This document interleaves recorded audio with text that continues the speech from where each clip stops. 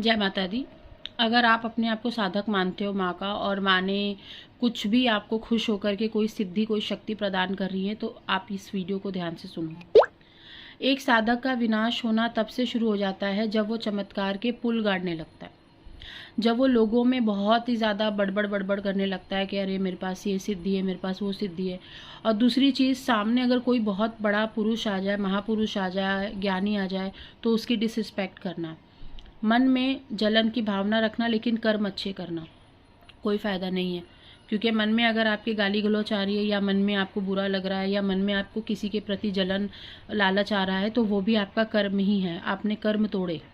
क्योंकि साधक जब आप बनते हो, साधक का मतलब होता है कि आपके पास भरपूर सिद्धियाँ शक्तियाँ हैं। आप किसी के लिए कुछ करना चाहोगे तो आप उसको ठीक भी कर सकते हो, उसके सर पे हाथ रख के। तो मैं उस लेवल के साधक की बात कर रही हूँ, उसकी नहीं जो आजकल चल रहा है ना ट्रेंड में, कि हमने माँ काली के जाप कर लिए, बाबा के भैरव जी के जाप कर लिए। मैं उन लोगों की बात नहीं कर रही हूँ। मैं उन लोगों की बात कर रही हूँ कि सच में आपका शरीर भी सिद्धि लायक है, आपके शरीर को भी सिद्धियाँ प्राप्त हो रही हैं, आपका शरीर भी सिद्ध हो रहा है।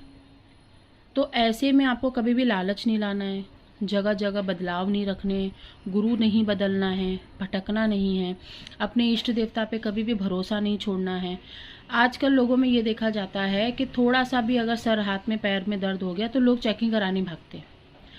लेकिन तुम्हारी बुद्धि इतनी भी काम नहीं करती कि क्या पता तुम्हारी इष्ट देवता ने अपने ही 2 दूध भेजी दिए होंगे तुमको परेशान करने के लिए।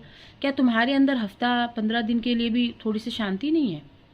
और यहाँ पे तुम लोग फेल हो जाते हो और वहीं से विनाश की तरफ बढ़ना शुरू कर देते हो।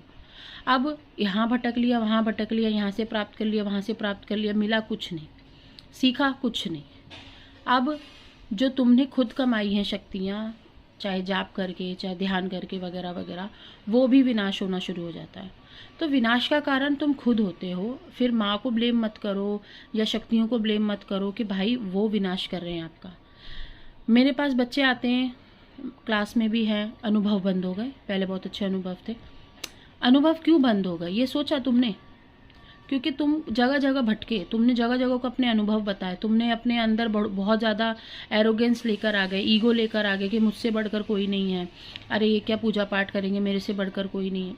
देखो, सबकी पूजा पाठ वही है जो आप भी करते हो, कोई अलग पूजा पाठ नहीं होती है, लेकिन सबकी क्वालिटी होती है, सब कैसे उस पूजा पाठ को संभाल के रखते हैं।